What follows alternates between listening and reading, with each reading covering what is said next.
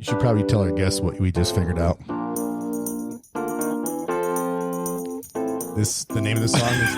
I'm like, what did we just figure out? We just figured out, dude. We named this song Jack Ritter after Three's Company, and the guy's name wasn't Jack. It's only been 25 episodes, and we realized it. We just need Punk Rock Dan to help us there, right? Yeah. Anytime Punk Rock Dan is back in studio, it's a good day. And it's great to be here. And Punk Rock Dan is back. Buddy, it's been a while. Yeah, it's been. When was the last time we had you on? I can't remember. We had you on 2 episodes, right? And hang on, I think got a list of the episodes here. It was, great, Josh. But it was one of the every good bike ride ends up in the hospital. That was the after first his one. accident. That was the first one. That was in August. Yep. And then the second one, I think, was in... Yeah, so we had you on the best mountain bike rides on the ER, episode number 2. And then we also had you on True Confessions of 2 Mountain Bike Noobs. That was episode number 9. Yep. That episode didn't do particularly good. When was that one? I don't know. Was that in September? Oh, you don't have the dates? No, I mean, I do have the dates. I can look it up, and I'm going to pull up another tool now to figure out the dates. Maybe I need to put the dates on this now. But I will tell you that Punk Rock Dan, there's been multiple requests to have you back on from our listeners. Yeah, and, so first of all, they're like October 15th is when we published, but we always publish on a delay, so we may have recorded it, like you said, in September. Yeah. So they said, tell me about Punk Rock Dan. What's it like? What's he like for real? And no, I'm not. It's like a weird following you've got, and they're like, is he funny? Is he old? Is he young? Thing is, they don't know. He's old. Twas the night before. Twas the night before the mountain bike ride. That was awesome. That's pretty funny. That was great. That was all Josh. Also, something that we thought would go viral. Yeah. And it didn't do very well. No, it's so weird. No. It should have. We're going to give it another screw go. You listeners. You guys don't know what's good. Yeah.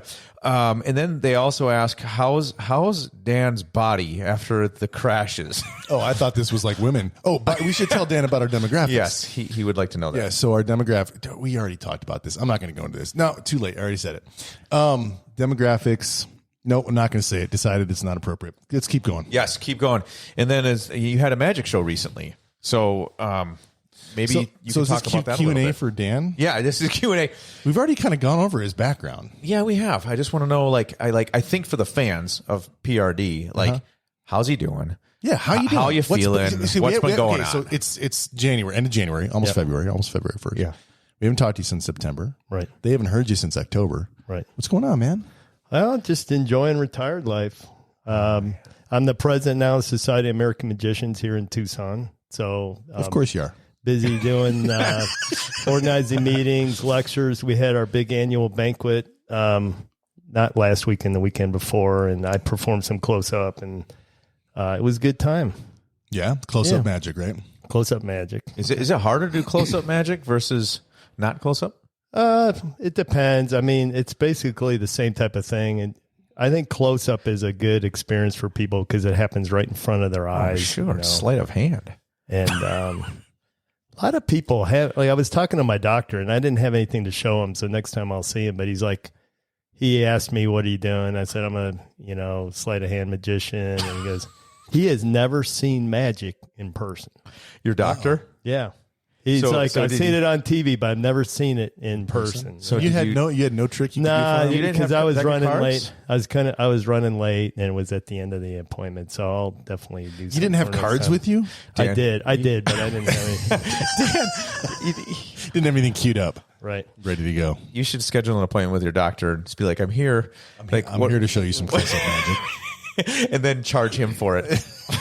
Yeah, but it's been a lot of fun. I'm still doing the mountain bike rides and road bike. I do half and half. And so how's the riding going? How much you been riding? It's going pretty good. I got sick near the holidays, so I was I don't know if you guys do this, but you get in a pattern of doing so much a day, and then you kind of stop doing it, and then you get back, you kind of slowly build it. So I did about an hour and 40 minutes a day, vortex usually. Good for you, Dan. And I went this morning, actually, and I had my first wipeout that I haven't had in a while.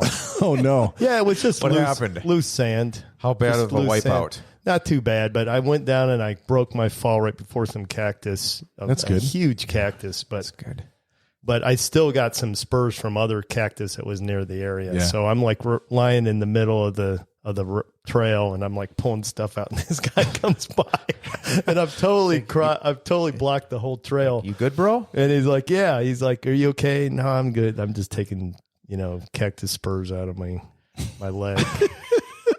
And it's, remember that time you had to take your shoe off to take the cactus? Oh yeah, yep. So yeah, I know the feeling. And so he went around me, but other than that, it's been going pretty good. So hey, that's one thing I want to talk about. I have a bunch of like kind of random topics, cool topics to talk about. But one of the things I want to talk about is like COVID going around. There's some other like virus going around. What is it? The RVS. RVS is going around. Flu season's going around. Cold bronchitis, whatever. And so I did a little research, but I'd like to get you guys' perspective. Like, like when you get sick, like what are the criteria that tell you it's okay to like start exercising again? Like, what did you do when you got sick? Like, how do you decide? I think I'm ready to get going again. Well, I still do calisthenics every day. So even while you're sick. Yeah, pretty much. What's your calisthenics routine? I do right now. I'm on a burpee challenge. So every day of the year, I do one more burpee. So today was 31, and then I do twice the amount of sit-ups. And then I'll do my either walk, jog, mountain bike, or road bike for 35, 40 minutes, and then I'll go do my cold water plunge in the pool. We were just talking 100 yards in the pool. Wait, what? So you swim 100 yards during the cold plunge? That's even worse than just sitting there, is what I've been told, because your body is like, it's feeling all the pins and needles versus sitting. You want to get like a minute and a half, 2 minutes. So I'll do 4 laps, which is eight lengths in my pool. It's about 100 yards. And then just stay in there for another 30 minutes or so. 30 seconds. 30 seconds. Not 30 minutes. Yeah. Hypothermic at that point. Yeah. You get, and it's just a great. You can die. Don't do that, listeners. Not for 30 minutes, 30 seconds. Yeah. But it is a great feeling. And you guys have pools out there. You should start doing it. Yeah, Josh has been doing it. Yeah, so since you're doing the cold plunge already, I would recommend you look up the Wim Hoff breathing technique. Yeah. Not the breathing technique, but I'm aware of Wim Hof. Yeah, look at his breathing techniques. They go along. If you do the breathing, his breathing technique takes 11 minutes. If you do it before you go into the cold, it's like not even cold. Yeah. No way. It like so that's a secret? Supercharges your body. Like it's a hyperventilating. It's a hyperventilation routine. Okay. So you're hyperventilating. So you're hypercharging your body with oxygen. Really? And when you get in, your body's already so hypercharged with oxygen it can deal with the cold. It's super interesting. Yeah, it sounds like it. Does it involve a brown paper bag? No brown paper bags, man. Okay. All you need is like yourself, and just don't force it, is what he says. Okay, but you can go to YouTube and look at the Wim Hof breathing technique. It's WIMOHOFF, and I would recommend you do the beginner one. Okay. Because part of the technique is holding your breath for a long period of time after you've exhaled. Okay. And so the beginner one starts at 30 seconds, then goes to 1 minute, then goes to 2 minutes, which is really, really hard to hold your breath for 2 minutes once you've exhaled everything out of your lungs. Because usually when you hold your breath, you're like, yeah. Try to blow out and then hold your breath. Hey, by the way, quick sidebar. That's what we do. That's what we do on this podcast. You guys seen the new Avatar movie? No. Is it good? So yeah, it's very good. It's better than I expected. But it's 3 hours and 40 minutes. Is it really? It's 3 hours and like 5 minutes. It's not 3 hours and I'm looking it up right now. Well, I mean, I'm a fact check you, bro. Depends if you go by all the 20 minutes of trailer ahead of time. But anyway, keep going. The actress who played the main character, she set a Guinness Book of World's Record for holding her breath the longest. Because it was all filmed underwater. They did. Oh, for real then? Yeah, deep dive. Oh, she did it during the movie. Yeah, she's filming the movie because most of the movie is underwater. And it's that performance action. So the actors are underwater and then they put the CGI in to make them look like avatars. It was 7 minutes. Yeah. I stand corrected. Wow. It's 3 hours and 10 minutes long. Okay. So Punk Rock Dan. Of course, Punk Rock Dan was right. I don't know why we doubted him. Yep. Yeah, that's bad on me. All right. So I did a little research. I did a little research on Well, you didn't before I tell you about my research. So how do you figure out like when to go exercise again? It's just how you feel. There's no set parameter. It's just like I feel like going. So like when I got really sick, I didn't do the cold water swims, but so listen to your body. Yeah, but after a couple days, and I was able to go. Right on. How about you? Yeah, same idea. If my body feels like I can do it, I'll do some exercising, kind of get back. I think for me, it helps me mentally, and I think physically to overcome the sickness. That's how I feel. I have this weird thing that happens, and maybe this is kind of what you're talking about. And I have like this thing in my mind as to why it works. But like sometimes if I'm not feeling 100%, or maybe I'm at the tail end of a sickness, if I go work out, it'll do one of two things. Mm-hmm. It'll either kick me into feeling worse, make you throw up, or kick me into feeling way better. Yeah. Like one of the two. Nothing in between. Nothing in between, yep. Right? So sometimes I'll go exercise hard just to see like, okay, am I getting worse or am I getting better? Yeah. So back in high school, I had the same idea, and we had a tennis match, and I had the choice of either going to the tennis match on the tennis bus with all my friends. And yeah. And I ended up throwing up on the tennis bus. So nice. Yeah. So it was fun. So the joke was, I'm like, anyone have a bag? So I was like looking like, what are you talking about? And then after I threw up all over my tennis partner, it was you couldn't like out the window or nothing. Disgusting. It happened so fast. Then all of a sudden, like 10 bags came back. You're like too late, bitches. So right. Anyways, so that's it. So it doesn't apply to like nausea. If you're feeling sick, right? Nausea. Don't go on the tennis bus. Yeah, I'm really don't go on the tennis bus if you're feeling. So I did a little research just to see. By the way, we're not doctors, and you should not take anything we just said as medical advice. You should consult your physician, medical professional. That's not us, so don't listen to us. And we are now henceforth indemnified of any liability associated with the comments that we just made. Okay, so I went and looked up and found this Harvard Men's Health Watch, which is a website, and the editor-in-chief, his name's Dr. Howard Lewine, Lewin, Lewine, like France wine, right. Lewine. Mm-hmm. Awesome name. Yeah. And kind of the question was, when, if I have a respiratory infection, whatever, regardless of what it is, like when should I start exercising, or when's it okay to exercise again? And kind of much like what we just said, he was like, hey, each person's response is variable. So like every person's going to be a little different. Sure. He said, if you have a mild bronchitis, a cough with no fever, it's probably okay to exercise throughout. Even while you're sick, but cut your duration, your intensity down, and then gradually increase as you get better. But if you have like an acute flu or respiratory illness that has a fever, you really need to wait till the fever is gone and then start low and slow and go from there. That's good. Yeah. So fever, wait, get some good rest. No fever, take it easy, but you're probably okay. And again, don't listen to us. Yeah. Go consult the doctor. But no, it's good to know, because I've often wondered, am I okay to exercise or not? And so check your temperature as a good benchmark. So how many days did you miss on the bike when you were sick? Maybe 3. But when you guys wanted me to go out, I didn't feel like going out with you. Because it seemed like for like at least 3 weeks you were saying you couldn't go. Right. So what the fuck? You're off the bike for 3 days, but 3 weeks you wouldn't ride with us. I felt good going, like maybe 15 to 20 minutes as opposed to like. Oh, you didn't want to go do one of our rides. Right. I got exactly. you. Yeah. When we rode with Charles the other day and you broke off. Yeah. He's like, what's wrong with Dan? I'm like, he doesn't feel good. I'm like, no, it's not that he doesn't feel good. No, it's just that he had a somewhere. time constraint, and we've been dicking around for like hours on the trail. Yeah, it's like, okay, I know, because I was thinking you guys were going to stop at that circle, and I said, I'm just going to go here, but you guys kept going. And I said, well, I'm just going to break off. Because we even talked about that ahead of time. Yeah. Right on. All right, so what else been going on, Big Dan? Doing magic? Doing magic, feeling better. Doing magic, feeling sick. And traveling?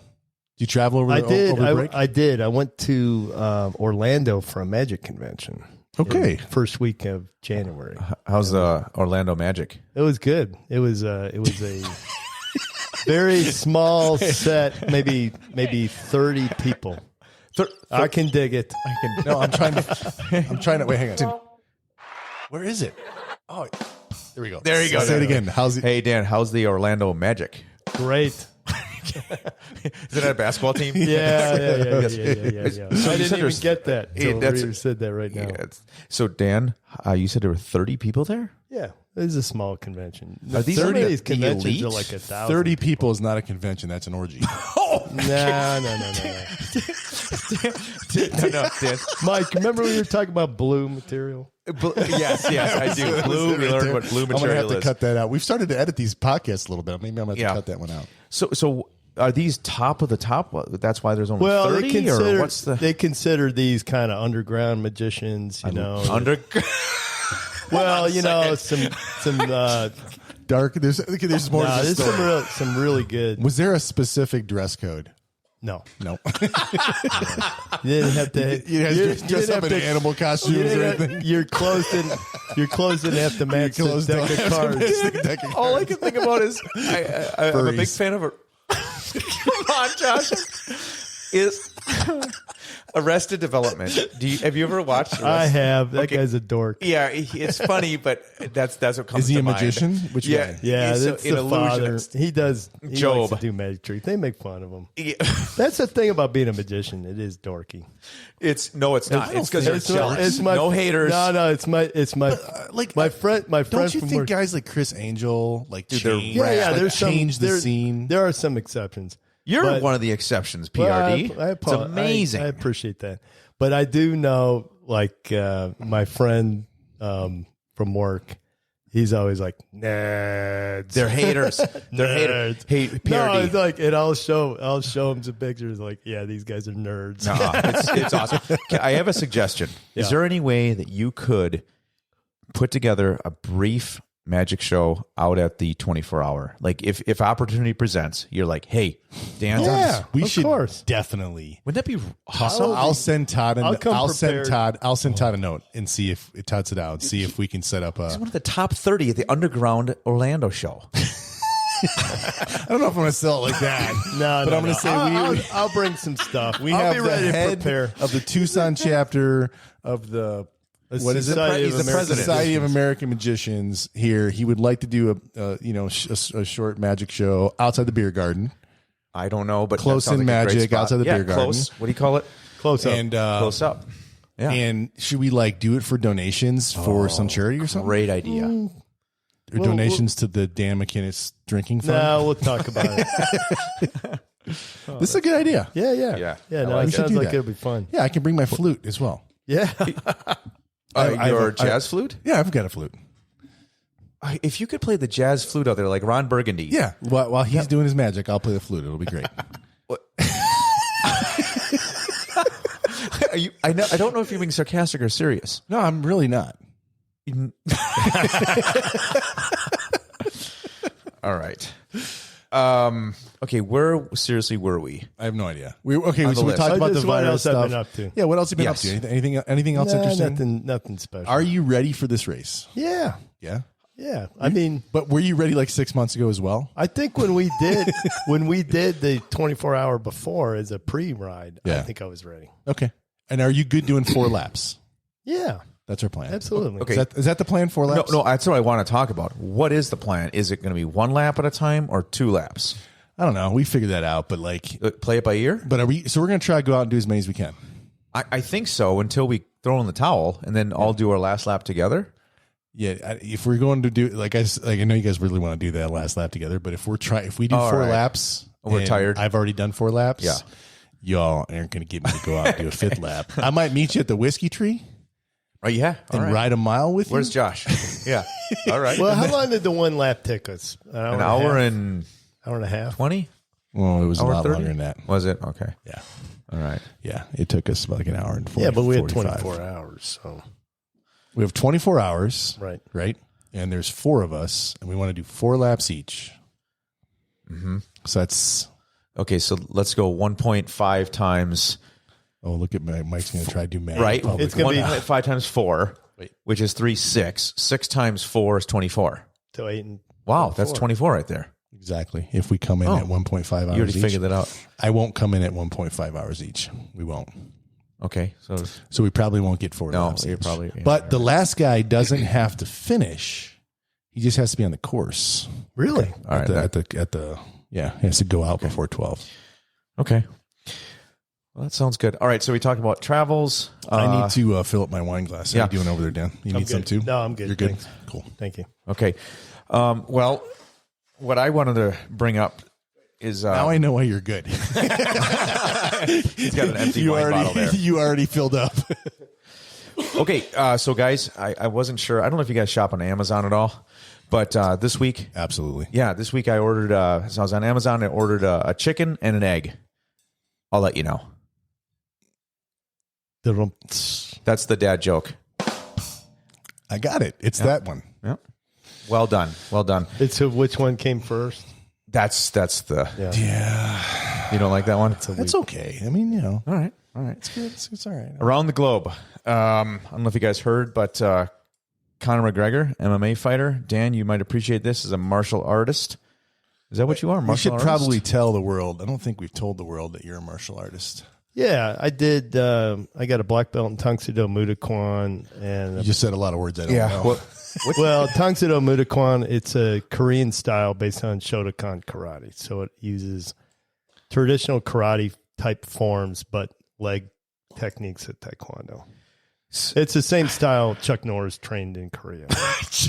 It's Chuck Norris. Chuck Norris. So you have a black belt in Chuck Norris's martial arts? Yeah. Yep, that figures. Keep going. It would. More than that, too, And then, right? and then I got a brown belt in Aikido. Okay. A brown in Aikido. You know what would be... But That's that place that has the... But that's that place that has the furniture, right? But I haven't trained. That's IKEA. I have not. Yes, it is. I had not. That's Steven Seagal's art. Aikido? Is it really? Aikido, yeah. So you just went for like the two Hollywood Well, I guys, did and that's both what of you them. did? Chuck Norris. I did both of them. No Seagal. Bruce Lee Kung Fu? I have not. I have not trained in seriously. Okay, have you done any fights, or sparring? Well, I've been training, and I was in some contests back then. Yeah. How did you do? I did good. I got some trophies.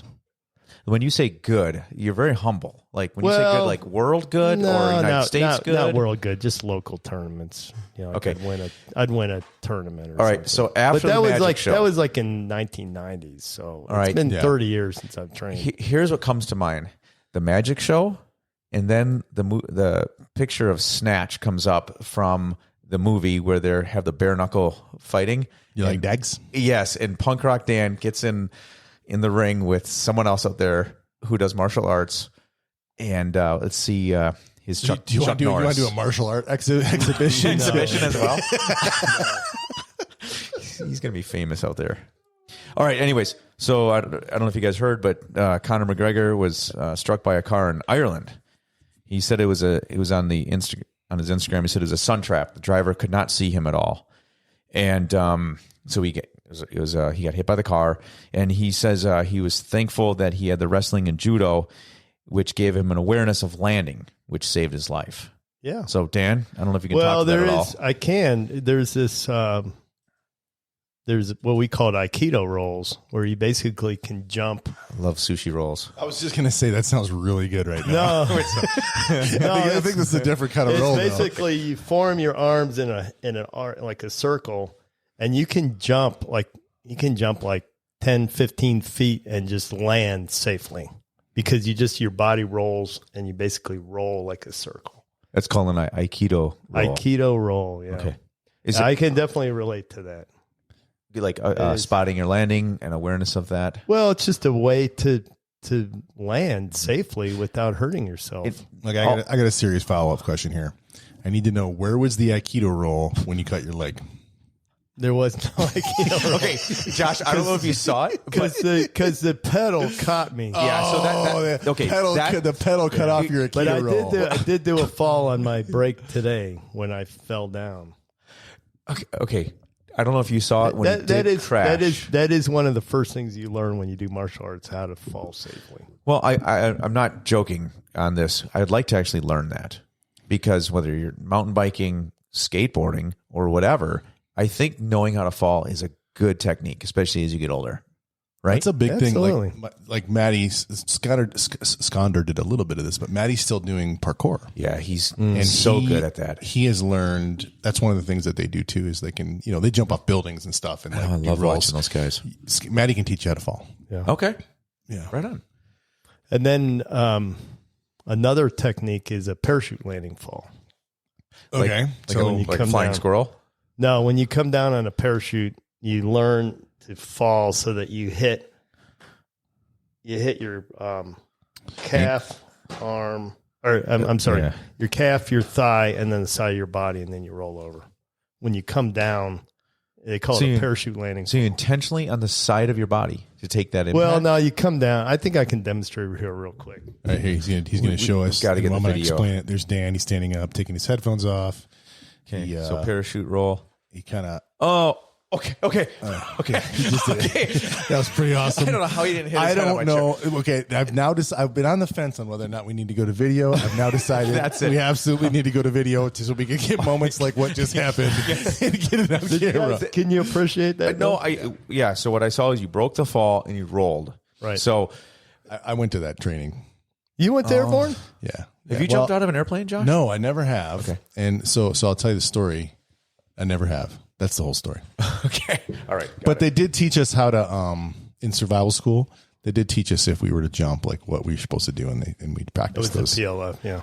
I remember the airborne instructor said, if your one chute doesn't open, you pull your reserve, and if the reserve doesn't open, you better be prepared to do a perfect parachute landing fall. That's messed up. I did, so I did the PLF, like the personal lowering device, into a pool. And so this is like if you get caught in trees, like with your chute, a lot of times you get caught in trees. Yeah. And then there's this little kind of like, I don't know, webbing, like nylon strap that you actually hook around the tree, and then you cut yourself free from your parachute, and then you lower yourself down. Okay. And the way that it works is if you hold it away from your body, it stops you. Or no, if you hold it too close to your body, it stops you. If you hold it away from your body, you go down. And so I'm a big boy. I was a big boy back then. Right towards the top of the max weight limit, which is kind of like the story of my life. And we go to lower down, and I'm like in the stop position, and it ain't stopping. I'm just like, right to the and they're like, "Stop, you dumbass!" I'm like, "I am." Anyways, so how did it end? it ended with me wet in the pool. In the pool? Yeah. Okay. From the ceiling. I'll tell you one other thing that really helped in those type of crisis situations was scuba training in the Navy. You went through that? Yeah, Navy scuba training. And they had this thing called harassment training. So one of your final exercises was you would go underwater, you're scuba diving, and then these guys would come and harass you, they'd turn your air off, they'd take your, rip the thing out, they'd kind of punch you and stuff. And it taught you not to panic. That's how people die, right? They die when they panic. Yeah, it's a panic. And I remember that did help me once. I was driving on a high, I think it was in St. Louis. And this is your wife was hitting you or something? No, I was there by myself at a magic convention. This is in the 1990s. Was this another small magic convention where there was a... No, this is a bigger one. No, bigger one? Okay. But anyway, I had one of those hoods that went up like this. And like every other car? Some of them open this way. But anyway. Oh, do they? It came up. I was doing about 70 miles an hour on the left lane of the highway. And your hood popped open? The hood popped open, and I'll tell you a reason why that popped open later if we have time. But anyway, it popped up, and normally you would panic because you can't see. Uh-huh. But I just calmly just looked out the side and then pulled over, and it was because of the scuba training, I believe. It teaches you not to panic. And when you're in a extremist situation, you just don't panic. And I think the scuba training helps in that. Well, I mean, are there takeaways for our listeners on that, Dan? They don't go through scuba harassment.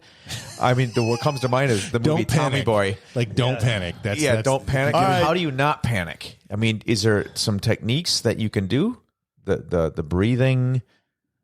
Yeah, the breathing helps. Just relax.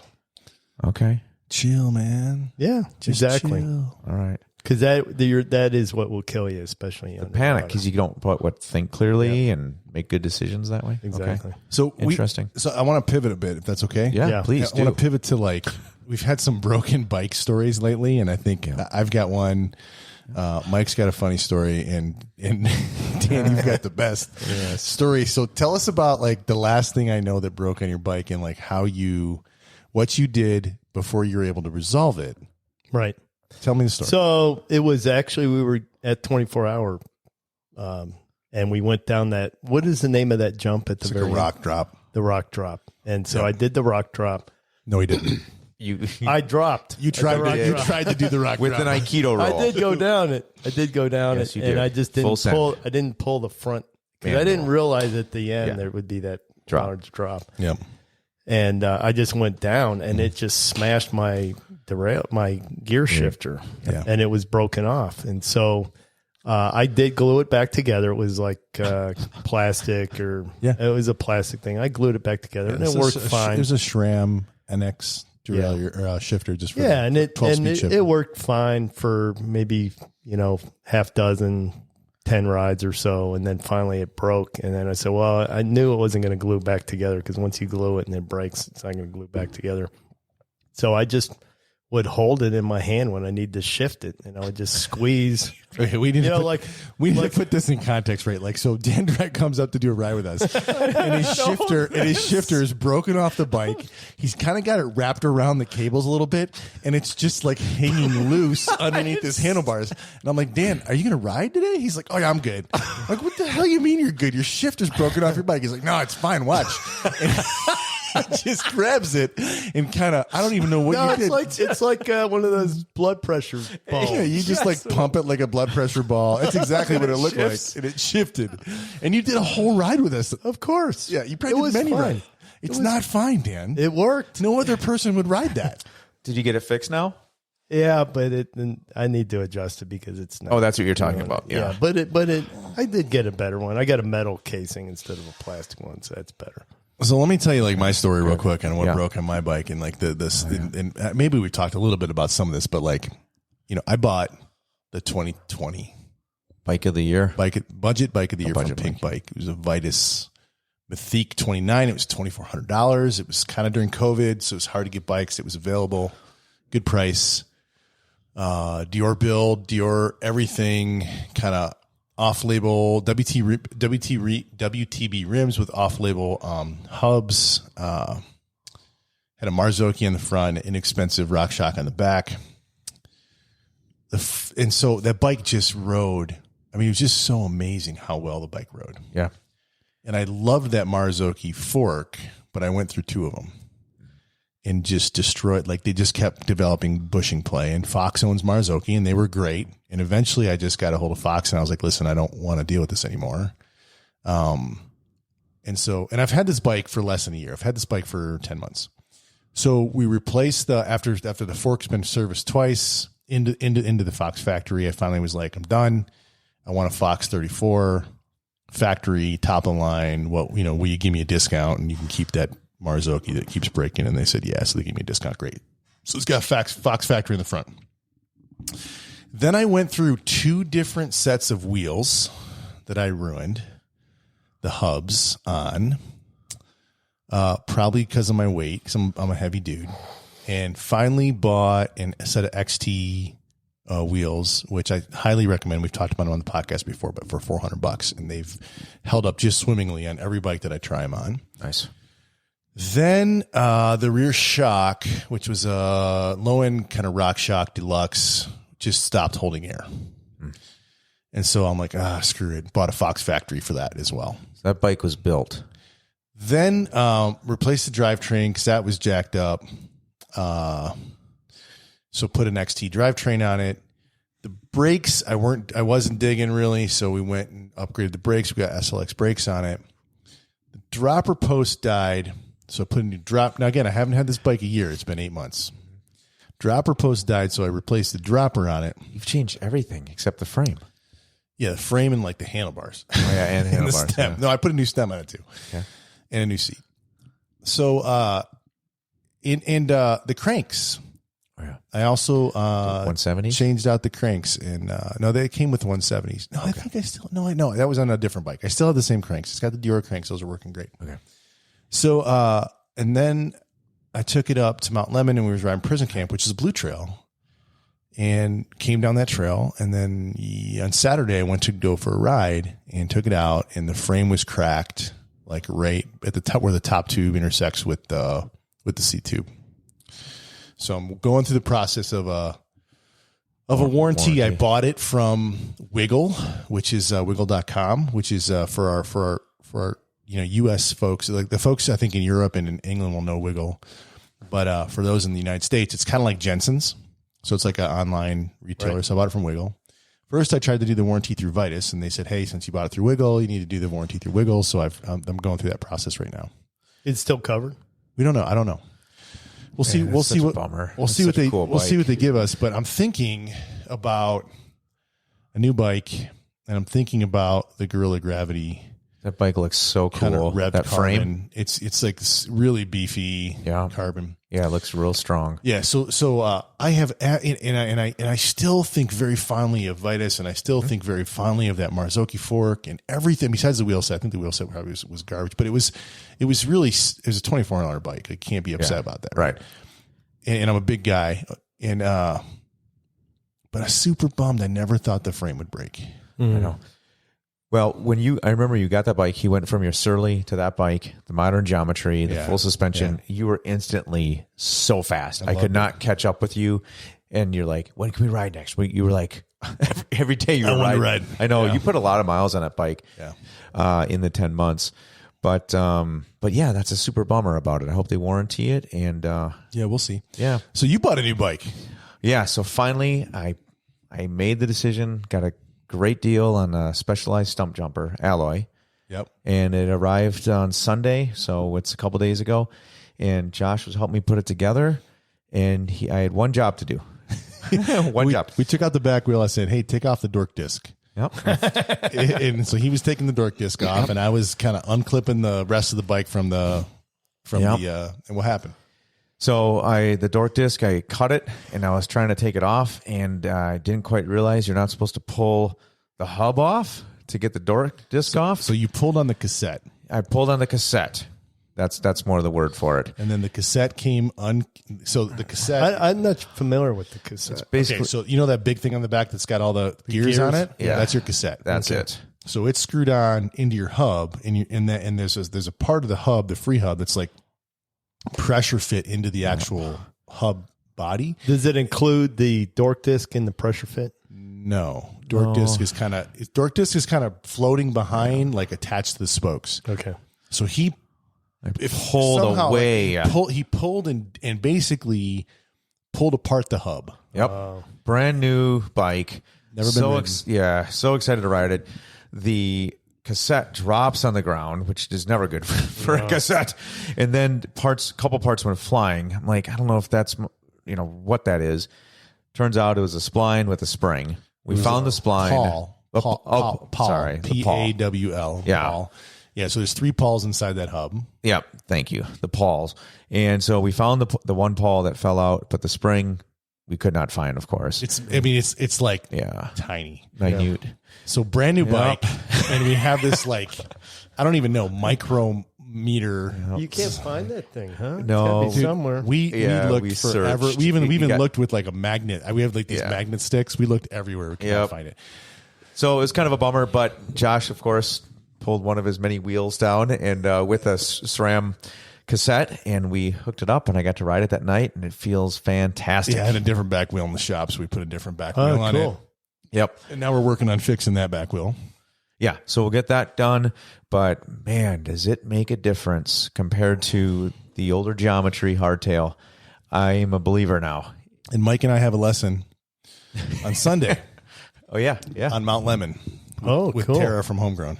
Oh, so you're ready for Mount Lemon? Well, I don't know if I'm ready or not, but we'll find out. So the nice thing about Homegrown and Tara is her experience. She knows how to gauge a rider, and she already asked me like qualifying questions. And she said you're not ready for Mount Lemon. I heard that podcast. Yeah. See, you know, one finger break. Yeah, right. Here's the deal, dude. Like, if you're not comfortable, you can walk it. It's not a big deal. Yeah. There's nothing there. I've ridden it a couple times. There's nothing. Okay, you'll be fine. All right. Yeah. No, there might be some stuff you're like, I'm not going down that. Just don't go. Yeah. No, I'm more excited than nervous, and just having Tara there as the guide, puts me at ease. Right. So she's bringing a rental bike out for me. Oh, she is. Yeah, it's a good thing that we had it reserved. I called her last night. I'm like, hey, so you can't use your specialist? No, it's too the special. So the bike that broke is a 140 trail bike, just for our users or for our listeners.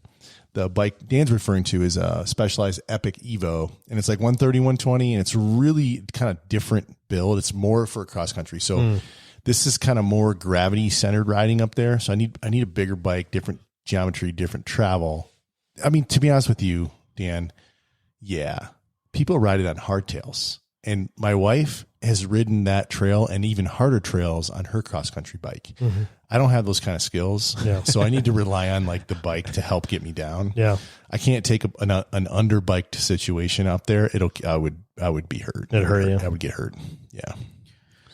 Yep. Well, we're looking forward to Sunday though. Yeah, it should be super cool. Yeah. So I was like, hey, I sent her pictures of my bike. I'm like, I cracked my bike. We need to reschedule. She's like, well, I'm going to bring you a bike. Nice. And I was like, okay, let's do it. And we had already reserved one. And I'm like, hey, Mike, the one that we reserved, Mike doesn't need. So just switch that large for an extra large and bring me an extra large. And shout out to homegrown. So yeah. So be careful about pulling on your cassette. Yeah. Because it can disconnect and you can lose your pawls. Yep. Yeah. Never want to lose your pawls and on a brand new bike. Yep. We also have a couple weird things that have happened. We've had some stolen bike situations. Yeah. So like, what happened to you, Mike?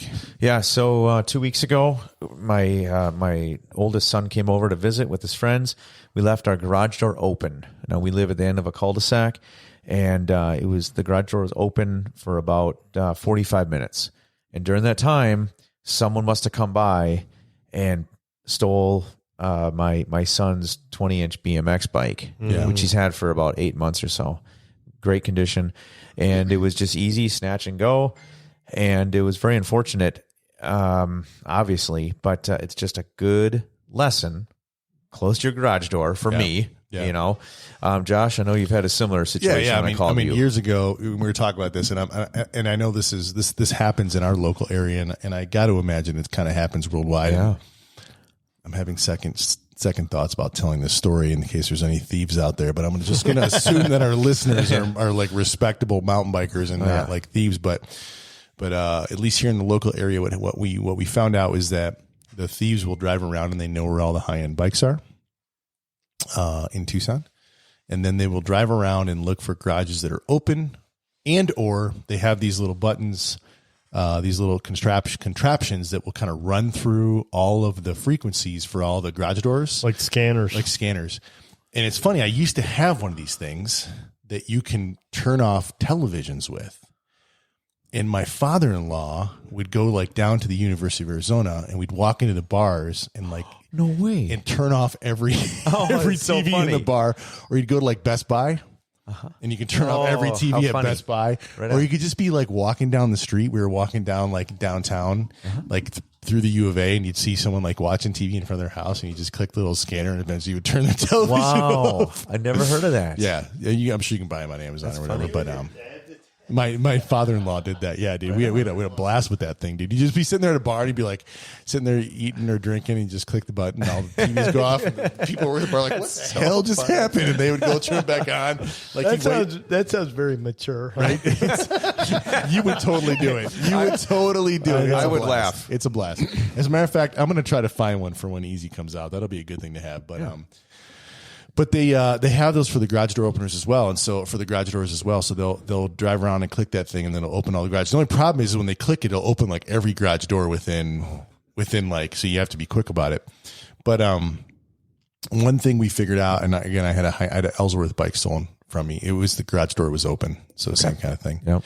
But I put a kill switch in my garage door, and it's you can do it wired or wireless, but I did wireless.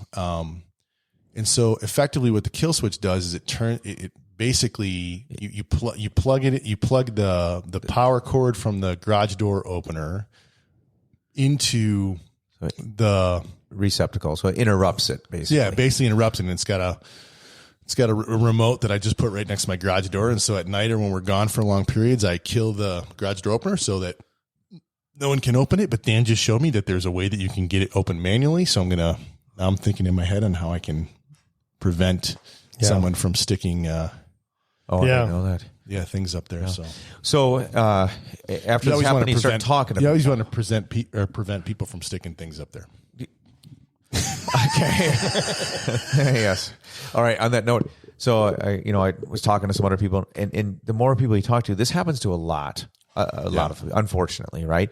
So, up in the Phoenix area, pivot bike, $5,000, same thing. The garage was open briefly, took it. So now what this guy did is he actually chains up his bikes in his garage. That's smart. Yeah, my brother-in-law does that too. Does he? Yeah, it's unfortunate, but again, like you mentioned, public service announcement. Yeah. I guess just keep the garage doors closed. If you have to, lock your bikes up. We work hard to get those bikes, and build them. Yeah, so. I think another thing too, I was lucky in that I had just based on my anal nature, I had and that's like attention to detail, not the other kind. Yeah, right. Thank you for clarifying. And you're welcome. I know you were looking at me like that. Wait a second. Like, where is he going with this? Hey, tell us about that methylene blue. No, we'll save that for another podcast. I still got the bruise on my arm. But anyways, they're bumping fists outside. So I had maintained a list of all the bikes that I had. I had pictures of the bikes that I had, and I had serial numbers of the bikes that I had. Good call. So, and I also had let my insurance company, which was USAA. So if you're, I would imagine you probably have USAA. Yeah, but I found out that the bikes, because I have personal property insurance, and bikes are covered by homeowners insurance. Correct. Not personal property. So I have USAA. I have homeowners insurance with them, and they were. I mean, I've had USAA for everything, and they've been amazing. Helped me on so many opportunities. So I'm a big. Their rates are a little higher than others. Yeah, from my perspective, but it's good service. Service is amazing.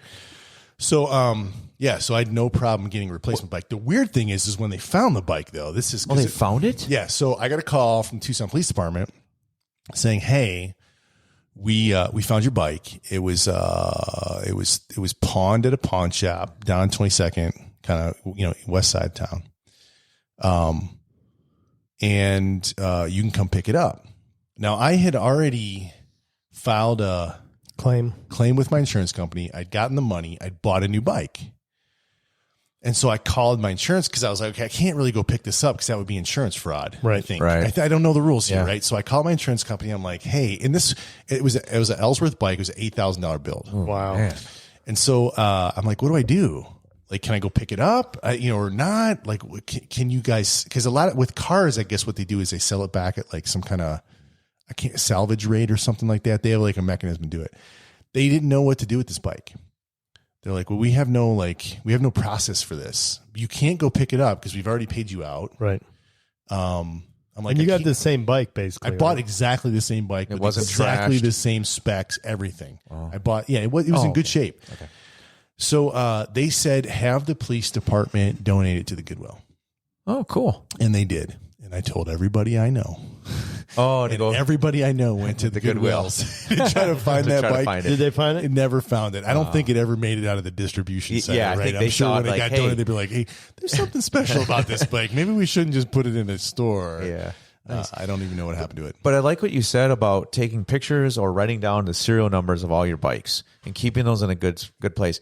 So unfortunately, when I did my police report on the BMX, I did not have the serial number. So it doesn't do a whole lot of good without it. Yeah. So I will check the pawn shops. I watch Facebook Marketplace and Craigslist, all the time now looking for it. But I'll check the pawn shops. I didn't think about that. Are you going to drive around to the pawn shop? All the pawn shops? Heck yeah, I am.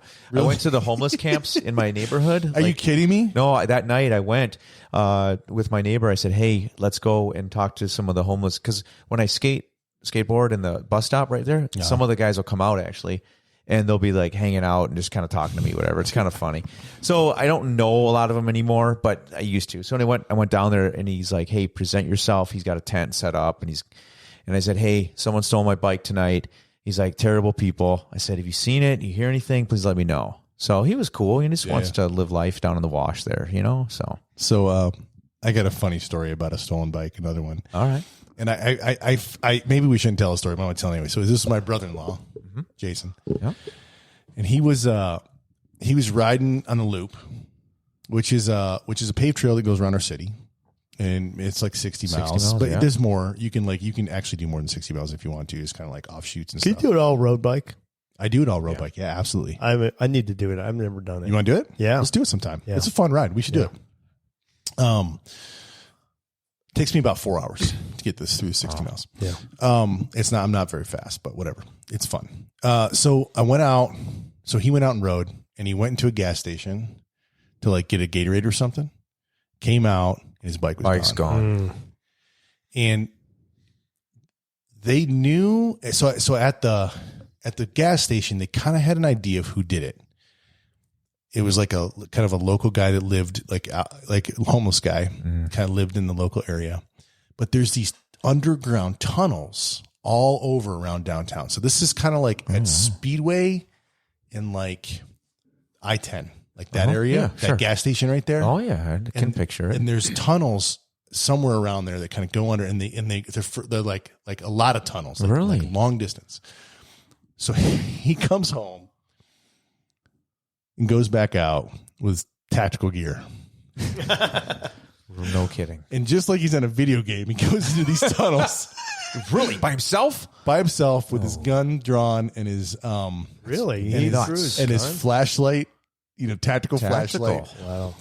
And he went through and found his damn bike and got it back. Who is this guy? Who's my this brother-in-law? Guy? Holy cow. That is crazy. That's not Chad, is it? No. Different brother-in-law. It's so Chad is Lacey's brother. My sister's name's Sarah. Her husband's name's Jason. He's a pilot. I probably shouldn't say who he's a pilot for, but he's a pilot. I can't wait to hear. Shout out to Jason. Nuts. Yeah, the story's actually a little bit more outlandish than what I'm going to say on the podcast here. Right. It actually goes a little crazier, and there's more funny. But for fear of incriminating the folks involved, I'm just going to leave it at that. Right on. But point is, he went into the tunnels and got his bike back. Cool, good for him. Right. So yeah, that is scary. Hey, you've got a bunch of other stuff that you wanted to bring up that was some pretty cool topics. No, we've basically gone through it all. No, I'm not kidding. Hey, Josh. Really? There's one other thing I forgot to tell you about. What's up? Was that my 24-hour walk or my 12-hour walk? Tell us about this. Oh, this is. I don't know about funny. this. All right, so first of all, this all has to do with Adam Guerilla, right? Yeah. Well, he did. I listened to Adam Carolla, and he had this guy on. I think his name is. So Adam Carolla is the guy from the Man Show back in the day. Yeah, it's funny guy. And Colin O'Brady wrote a book called The 12-Hour Walk: How to Make Your Life something. I can't remember what it was, but Adam Carolla was saying, "Okay, we're going to do this 12-hour walk. We're all going to do it." So all the listeners supposedly were going to do it the same time he was going to do it. Well, he never did it, but I'm still kind of pissed off about it. But it's basically you go out, you leave door to door. It's 12 hours. And did a lot of his listeners do it? I think so. At least one, because someone left a voicemail saying that he did it. But you go out door to door. It's 12 hours. And this was the same day as the El Toro. El Toro tour. Yeah, the tour. And I left, and it's no audio, no iPhone, no iPod or podcasts or anything. It's just basically just thinking about things that you've always wanted to do in your life and what were the barriers keeping you from doing it. It's just self-reflection time. And the first 9 hours, no problem. Wait, so, okay, let's put this in context from our listeners. You just got up early in the morning. Yeah. And said, I'm going to go walk for 12 hours. Exactly. And I'm not going to listen to music or podcasts. I'll have my phone just for emergencies, but I'm not really going to be using it. And I know that he had it for emergencies. We can get to that part of the story later because I'm involved in this story. Oh, wow. Okay. So, but 12 hours of walking. Yeah. So he just took off and he just started walking. Yeah. So, okay, keep going. So I planned the trip. So I usually do, I did the math, it's usually 21 minutes a mile when I'm walking. So I planned out where it would be, but I didn't plan it that well. So I went a distance, and it was okay. I mean, I was thinking all the stuff that I wanted to do, and it was that part of it was pretty valuable. But then I got to the 8 to 9 hour mark, and where I was going to continue going, the sun's already starting to come down. Yep. And I go on my phone to do a map to figure out how long it's going to take to get back home if I do my original route versus taking a different route. And, So I figure, well, I'm not going to be, if I do my original route, it's going to be like 14 hours. Yep. And so I take the shorter route, and after 9 hours, it was just miserable pain. It just, your legs are just killing you, and you're not thinking reflection or anything. No, you're thinking, how do I get home? And then I'm like, did you eat anything? Yeah, you could stop. I stopped at a Subway and had lunch. Okay. And I'm thinking, well, if I do the 12 hours, if my wife came to pick me up, but then that defeated the purpose of the thing, which is basically pushing yourself beyond what you think you can do. Like leave your house and come back to your house. Yeah. Or just have my wife pick me up. Yeah. Like, but you didn't have your wife pick you up. No, I did not. But I thought about it because I was so miserable. And then, so it's like, so I planned for 21 minutes a mile. And so like the first half of it, it was less than that. It was like 18, 19 minutes a mile. But near the end, it was like 30 minutes a mile. Yeah. I mean, I was going really slow. And then finally I got home, and then I was down for about a week. So that was one of the weeks of not training. Not riding was that. Oh. And it was really painful. So how many miles? So I did, how many miles did you do? 32 and a half, 32 and so it was like a marathon. You did like a marathon. Yeah, more than a marathon. You walked more than a marathon. That's awesome. So I kind of knew when he left, and I did the tour. I did the tour to Tucson that day. Yeah. And you actually rode that race? Yeah, I did it with, I did the tour to Tucson, but I did it with my niece, who is. You did the full 100 miles? No. She's, this is kind of like her first foray into cycling. And so it was her first event ever. She's a beginner. And so she's like, Uncle Josh, will you ride it was like 35 miles or 30 miles or something with me. I was like, yeah, for sure, dude. So I went out and rode it with her. I just rode the shortest one with her, right. the second short, whatever. It was like 30 something miles. It was a lot of fun. Yeah. But I was like, I knew what time you left, and I knew what time it was, and I hadn't heard anything from you yet. So I start texting you. You reached out to me. Yeah, I appreciated that. Like, are you okay? Do I need to come send the emergency services out for you, or what's going on? And I can't remember what you text me back. You're like, fine, be home soon. Stop texting me, bastard. Or something like that. Nice. So did you walk around in circles or square or all new territory? Well, it was basically I went out, for those in this area, I went out Camino Loma out to Spanish Trail, Freeman to Speedway. Oh, wow. And then Speedway up Houghton.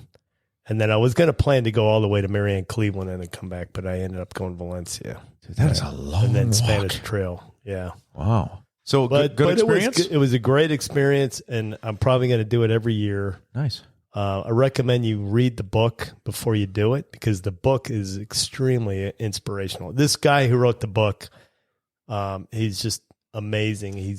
I'm having a hard time wrapping my head around why I want to read a book about a guy who walked for 12 hours. So you're saying we need to read it. What am I missing? Why is it so good? It's just inspirational in terms of what keeps you from achieving your lifetime goals.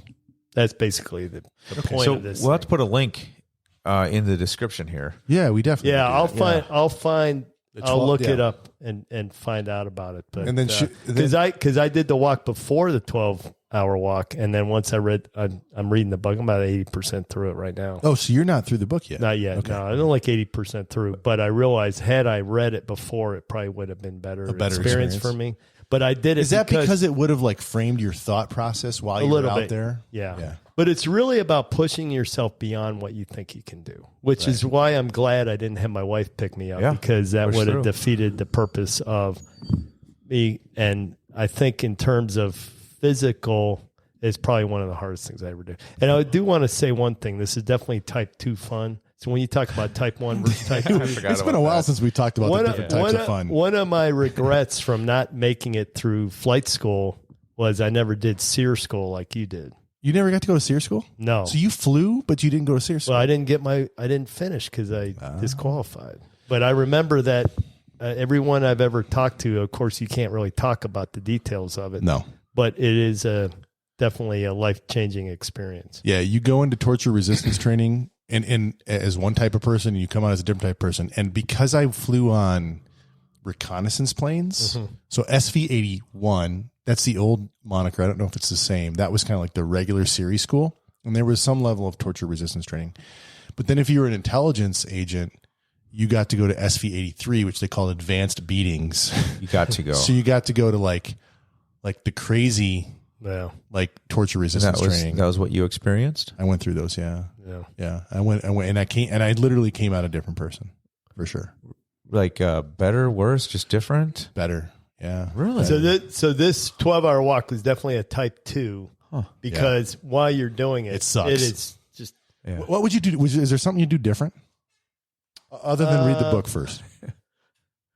Not really. Just be more prepared for what's going to come like up. Your like shoes, like water, or chafing, or water, or food, or routing. It wasn't so much chafing or blisters. It was just ache.